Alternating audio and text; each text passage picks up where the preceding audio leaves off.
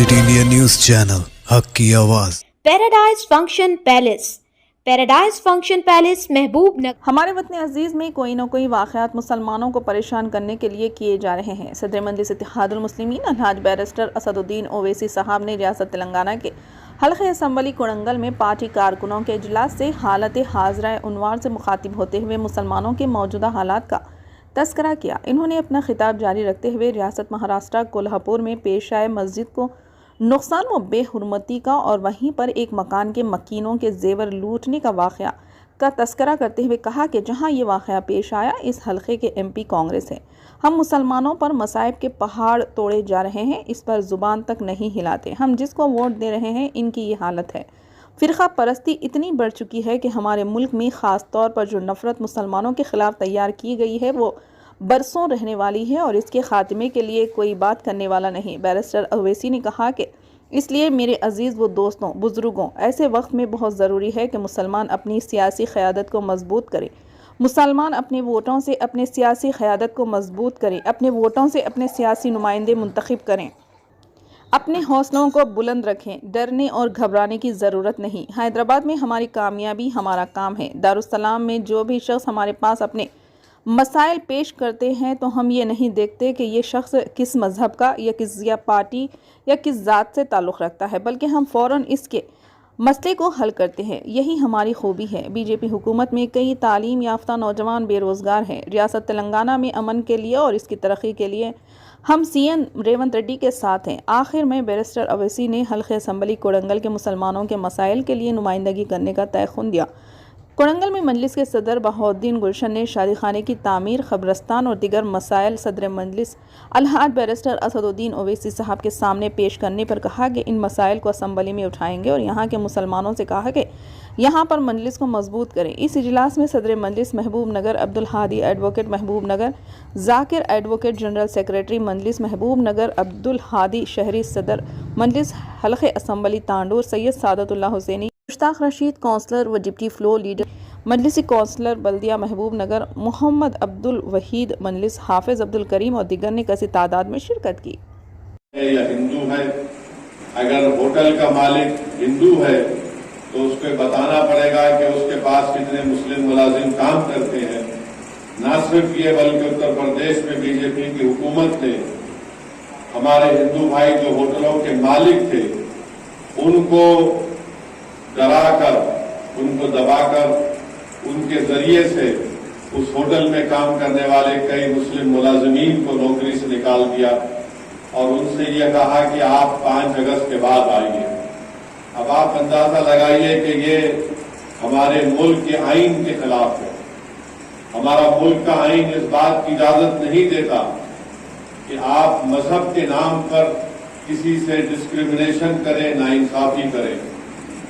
हमारा मुल्क का आइन ये कहता है कि सब बराबर है, कोई बड़ा कोई छोटा नहीं है।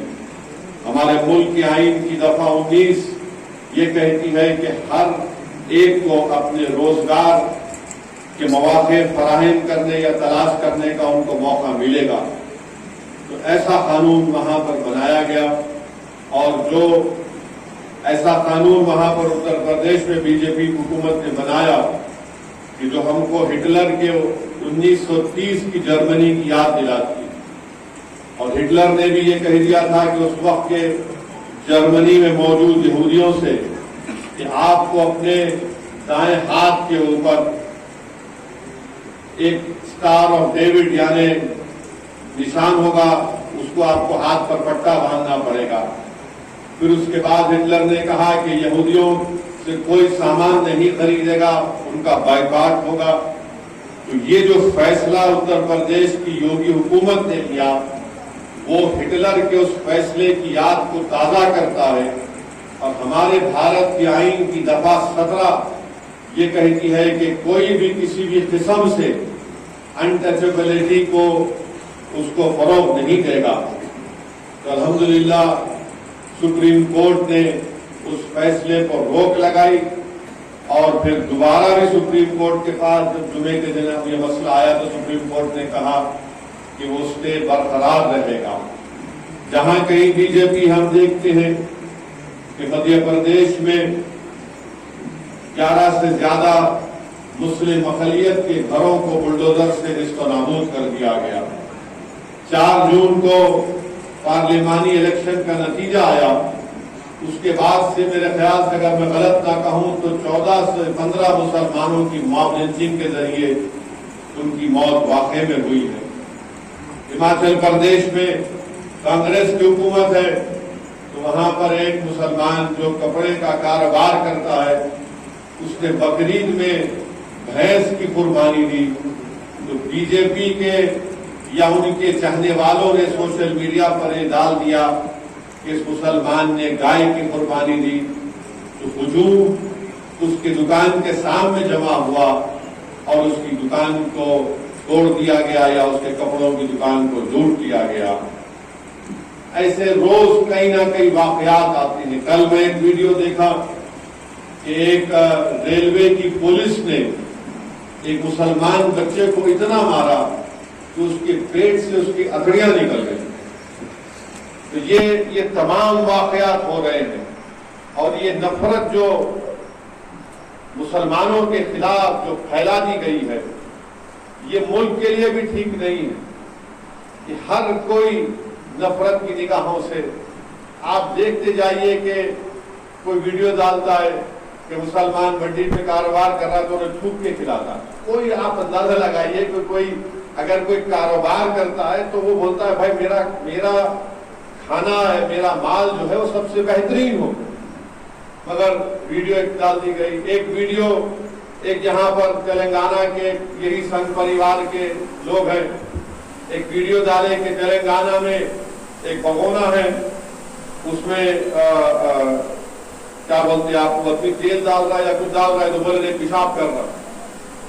وہ ویڈیو ڈالے تو میں ماجد حسین کو بولا کہ ماجد حسین جا کر پھر پولیس میں کمپلین کی, FIR ہوا تو اس کے بعد وہ ویڈیو ہٹ گیا. بہرحال ہر طرح سے کوششیں کی جا رہی ہیں کہ کسی نہ کسی طرح سے یہ نفرت کے ماحول کو اور مضبوط کیا جائے. ہماری کوشش یہ ہونی چاہیے کہ ہم سب سے پہلے اپنے حوصلوں کو بلند رکھیں, ہم بزدلی کو اپنے قریب آنے نہ دیں اور ہم قانون کا استعمال کرتے ہوئے اس طرح کی طاقتوں سے ہم کو مقابلہ کرنا ہے.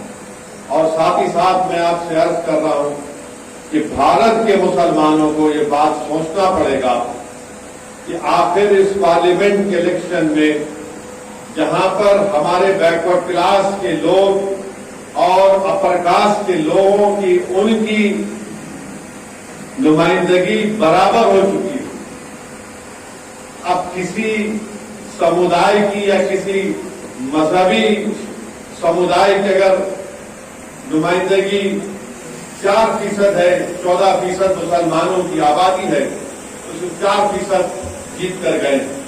یہ بات بھی ہم کو سوچنا.